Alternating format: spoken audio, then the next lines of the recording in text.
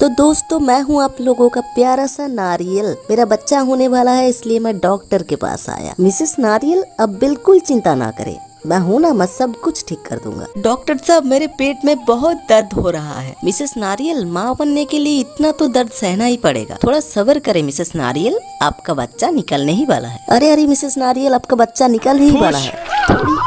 अरे मिसेस नारियल आपका बच्चा कितना क्यूट हुआ है। ये लो नारियल बहन, आपके बच्चा आपके पास सही सलामत। आप लोग प्लीज मेरे लिए एक लाइक कर देना। Thank you.